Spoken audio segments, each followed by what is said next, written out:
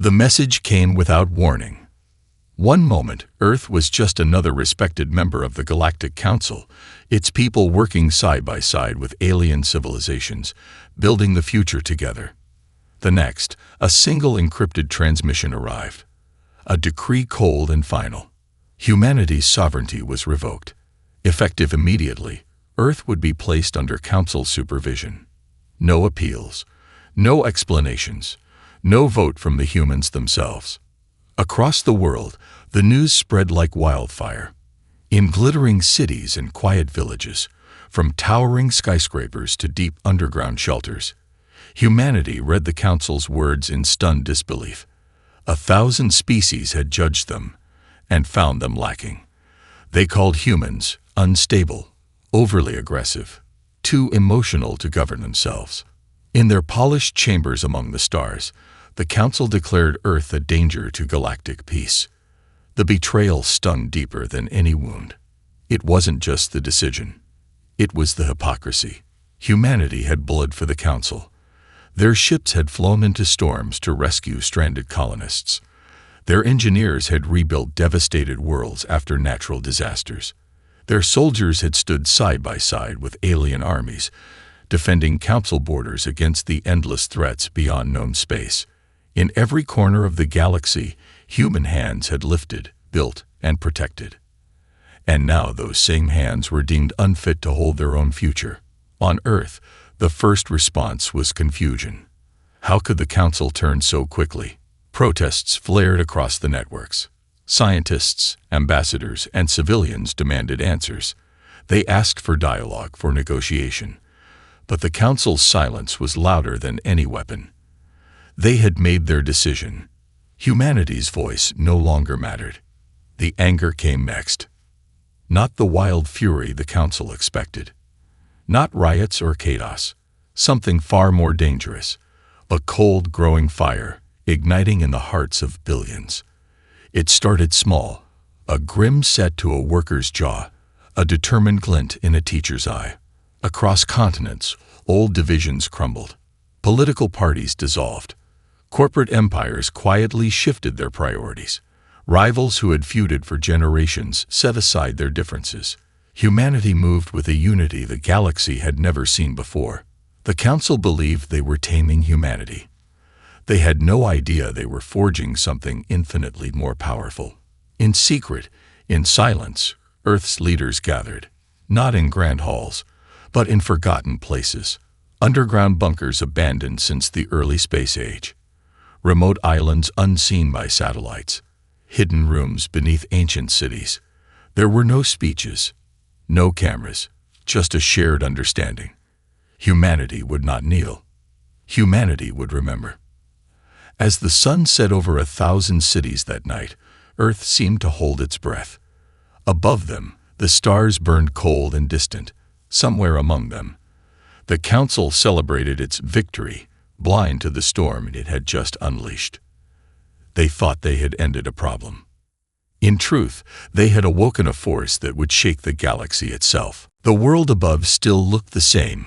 Blue oceans, green forests, bright city lights blinking across the continents. But under the surface, everything had changed. In the hours after the Council's betrayal, Earth went quiet. Not the quiet of defeat, but the quiet of something ancient and dangerous gathering strength. There were no mass protests. No fiery speeches on the news. No desperate cries for mercy. Humanity did not waste breath begging those who had already turned their backs. Instead, the leaders of Earth met in the shadows. They came from every nation, every culture, every background. Presidents, scientists, generals, miners, farmers, hackers, dreamers, all standing shoulder to shoulder.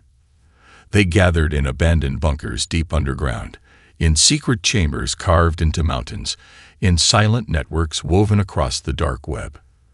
There were no flags in these meetings, no anthems, no ceremonies, only a single understanding, spoken and unspoken. This would not stand. Old rivalries that once seemed eternal were cast aside as easily as broken chains. Enemies shook hands. Competitors shared secrets. Humanity remembered what the Council had forgotten, that when pushed to the edge, humans did not shatter. They sharpened. Plans took shape in the dark. Shipyards long thought abandoned roared back to life under camouflage fields. Factories hidden beneath oceans shifted production toward weapons and starships. Scientists who once limited their ambitions to please the Council began reaching beyond, pulling blueprints from locked vaults labeled too dangerous and too aggressive. Technologies humanity had been ordered to destroy were now quietly rebuilt, improved, perfected. The oath was not made with grand speeches. It was whispered across encrypted channels, written in blood and fire across hidden laboratories and secret bases. Never again. They would not plead for freedom. They would not beg to be accepted. They would rise, and they would remind the galaxy exactly who they were. A species born from struggle, forged in adversity, tempered by a million storms. Even among the common people, the fire caught. Families taught their children the truth, that freedom was not something given, but something earned and defended. Artists painted murals of a future reclaimed by human hands. Engineers designed engines that burned hotter, faster, smarter. Pilots trained in secret, perfecting maneuvers no alien fleet could match. In every city and village, quiet determination replaced fear. The Council believed humanity would grieve. Instead, humanity planned. Above them, the Council's envoys arrived in orbit, preparing to assist Earth's transition into a supervised world. They came in gleaming ships, believing themselves saviors. They did not realize that every move they made was being watched, recorded, and analyzed. Every weakness noted, every vulnerability mapped. Earth was not preparing for negotiation. Earth was preparing for something far older, far deeper, a response written into the marrow of every human being. As the first stars blinked into view above the darkened Earth, 1,000 silent oaths were made. Not in anger, not in fear, but in cold, unbreakable promise. Humanity would not bow. They would rise. And the galaxy would never forget the storm that was coming. The first signs were subtle, small disturbances that could easily be dismissed by the untrained eye. But the galaxy and the Council would soon realize that what appeared to be minor inconveniences were the first tremors of something far larger. On Earth, the machinery of rebellion hummed quietly in the background.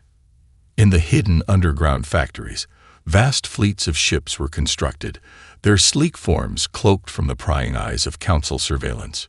But it wasn't just ships that were being built. Earth's finest minds, once content to work within the constraints of Council regulations, were now working without limits, designing new technologies that would make the Council's weapons seem outdated. Systems for electronic warfare, stealth capabilities, and deep space communication were developed in secret, sophisticated, advanced, and ready for action. As the Council's overseers began to establish their control over Earth's cities, the first strikes occurred, silent, invisible, precise. A Council supply ship, en route to a mining colony, vanished without a trace. An orbiting communications hub exploded in the silence of space, its fragments drifting into the void. Energy grids on Council-aligned planets flickered and failed, leaving entire systems in disarray. In each case, there was no enemy to blame, no immediate culprit to point fingers at. But the message was clear. Humanity was far from defeated. The Council, confident in its victory, chalked these events up to random chance, technical malfunctions, or maybe even the work of fringe radicals.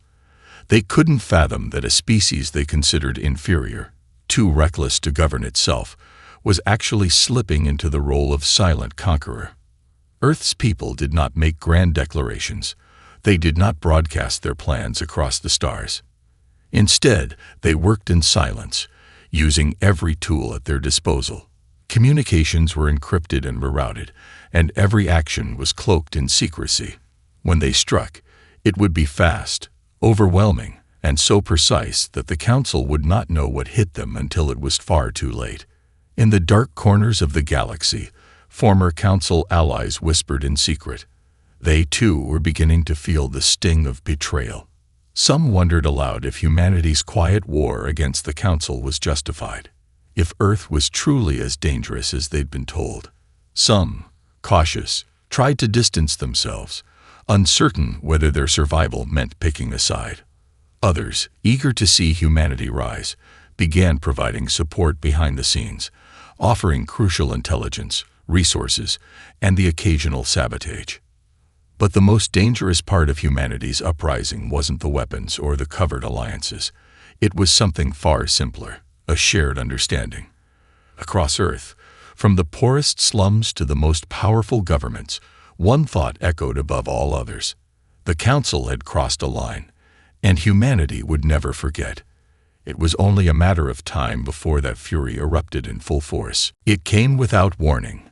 A flash of light, a surge of power, and then the galaxy felt its first tremor. The Council's forces were scattered, secure in their belief that their dominance was absolute. But as the first strike hit, their confidence shattered. Humanity's hand had been forced. No longer willing to let the Council dictate their future, Earth's hidden fleets erupted from the shadows. The strike wasn't a declaration of war. It was a statement, swift and decisive. The Council had stripped humanity of its independence. Now, humanity would show them exactly what they were capable of. The first target was a Council-controlled supply ship carrying vital resources to one of their outer colonies. It had entered an uncharted sector near the asteroid belt, where space was quiet and isolated. It never left. A single human-built ship, a darkened shadow among the stars, emerged from stealth. With flawless precision, it disabled the Council vessel's engines, rendered its shields useless, and then disabled all communication. Within minutes, the supply ship was drifting, its crew powerless to act, with no sign of the attackers. The message was unmistakable. Earth wasn't just resisting. Humanity had the power to cripple the Council from within. The Council's response was immediate. Search parties were dispatched, fleets mobilized, and investigations launched. But Earth's ships moved like ghosts. Never seen. Always one step ahead. Communications between Council forces were intercepted and twisted, leaving the enemy unsure of what was real and what was human manipulation. Their once dominant fleets were now vulnerable, disoriented. Meanwhile, the rebellion spread. Small fleets of human ships, equipped with cutting-edge stealth technology and advanced tactics, moved like phantoms across Council-controlled space. Bases that had been deemed impenetrable were now breached, their defensive systems bypassed in moments. Military outposts were neutralized with surgical strikes, leaving behind only the hollow shell of the Council's influence. This wasn't about grand battles or overwhelming force. It was a message, a single, piercing strike that rippled through the Council's entire structure. Humanity was not the weak, emotional species they had been labeled. Humanity was sharp, focused, and they could strike with deadly accuracy when they wanted to. But even more than the attacks themselves, the galaxy began to feel the fear that accompanied them. The Council's once proud and indomitable image of superiority began to crack. Once they had laughed at humanity's reckless tendencies, now they could only wonder what other surprises Earth had in store. By the time the Council attempted to retaliate, it was already too late. The first thunder had been cast. And now, the storm was coming. Humanity had made its first strike, and it would not be the last. Panic spread like wildfire through the Council. The pristine order they had worked so tirelessly to maintain was crumbling, piece by piece.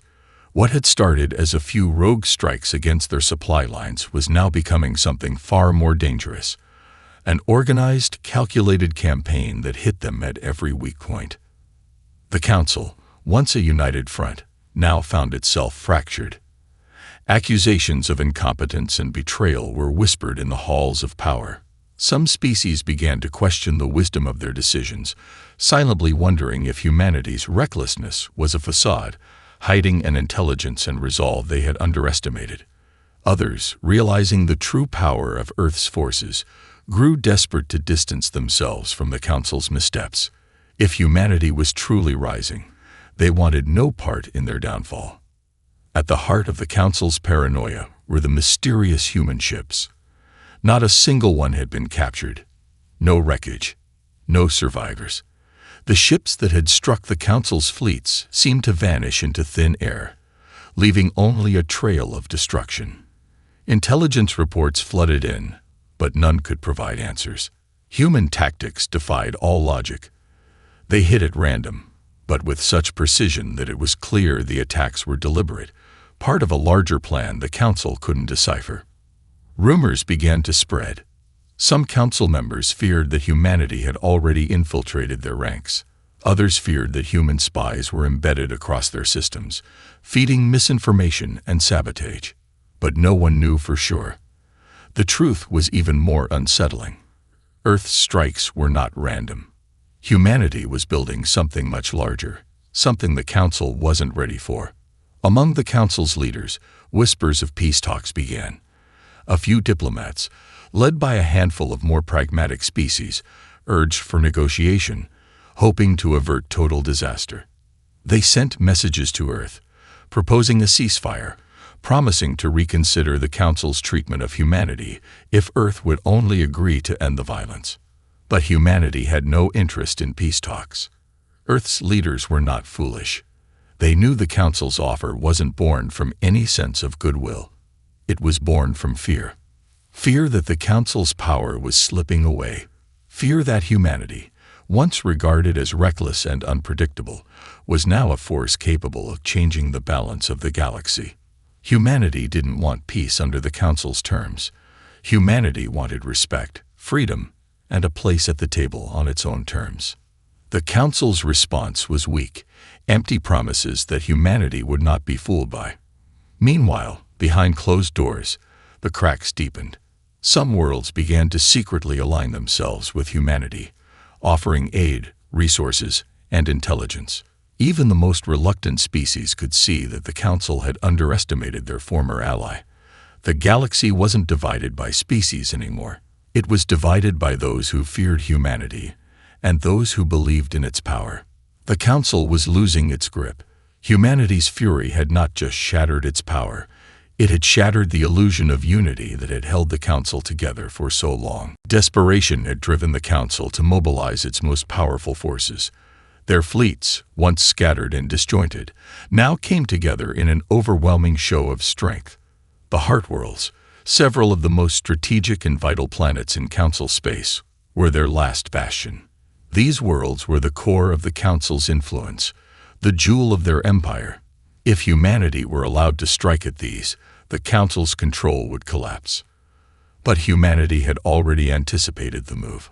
With terrifying precision, the rebellion's hidden fleets of warships, each designed for stealth, speed, and overwhelming firepower, descended on the Heart Worlds, striking without warning. The Council had thought they were ready for anything. They weren't. The first target was a heavily fortified military installation orbiting one of the Heart Worlds. A massive space station, brimming with defensive weaponry, sat high above the planet's surface. It was the pride of the Council, and it was meant to be impenetrable. Yet within hours of a small fleet of human ships entering the system, it was reduced to rubble.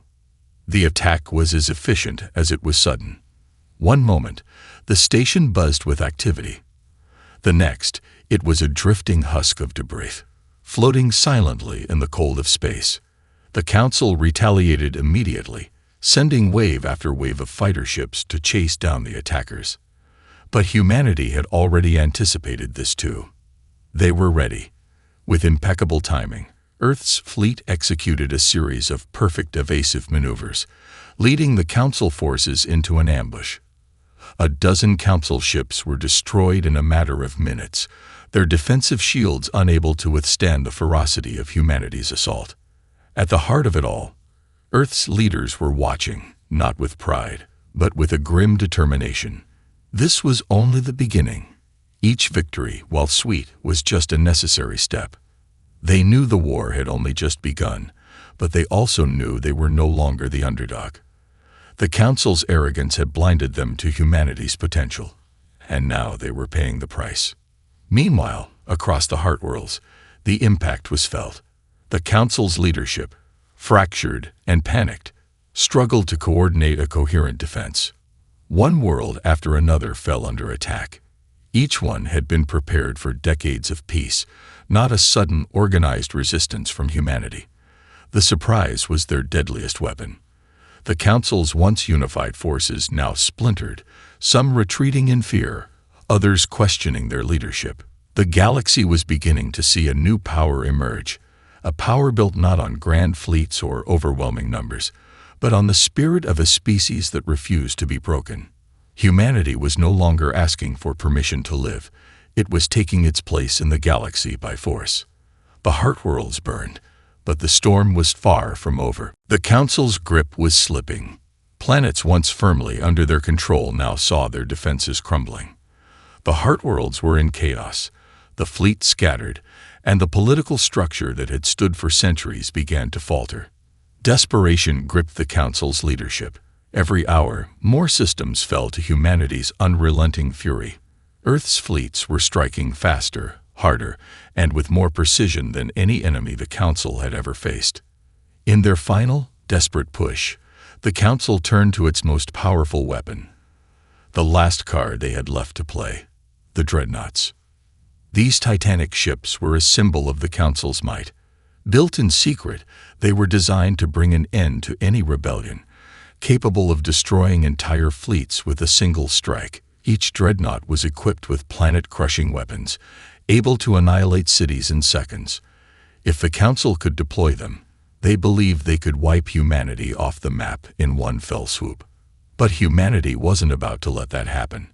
Even as the Council prepared to launch their ultimate weapon, Earth's intelligence network was already deep inside their systems.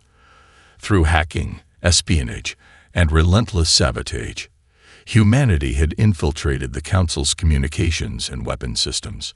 They knew exactly when and where the dreadnoughts would be deployed. They knew their weaknesses. And most importantly, humanity had prepared a countermeasure. The rebellion had developed a weapon unlike anything the Council had ever encountered. A device, small but powerful, capable of disabling a dreadnought's defenses and rendering its weapons useless. It was based on a technology stolen from the Council's own archives, an advanced electromagnetic pulse designed to bypass every safeguard, every layer of protection the Council had built into their most formidable ships.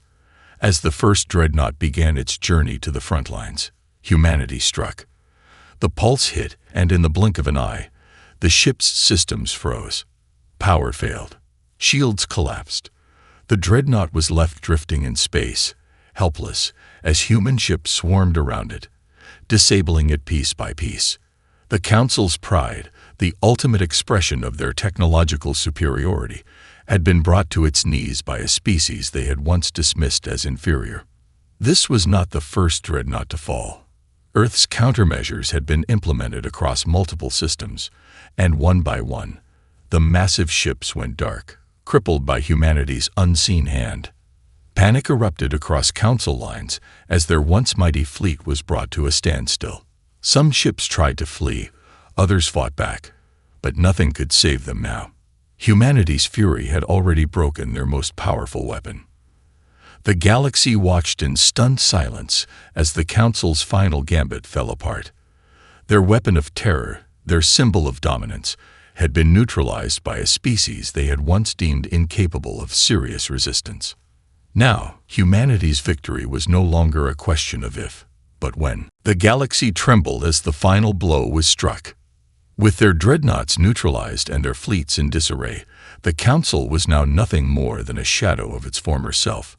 Its once glorious empire was crumbling before humanity's unstoppable tide. No longer did the Council hold the power to impose their will on the stars. The rebellion was no longer a nuisance. It was a force that had brought an end to centuries of dominance, a force that had proven humanity's worth beyond any measure. Humanity had delivered its fury, but it was more than just revenge. It was a statement, a declaration to the galaxy that Earth would no longer be a pawn in the Council's game. Earth would not bow, and humanity would not be forgotten. As the Council's remaining leadership scrambled to salvage what little was left of their empire, Earth's forces began their final push. The galactic community, once passive observers, began to shift. Some species, still loyal to the Council, were now facing a hard truth. The Council was finished. Others, who had long suffered under the Council's rule, saw this as the moment they had waited for. They reached out to humanity, offering support, forming alliances, and pledging their loyalty. The balance of power in the galaxy was shifting, and humanity was at the center of it all. Earth's leaders, however, were not interested in domination. They had no desire to rule the galaxy.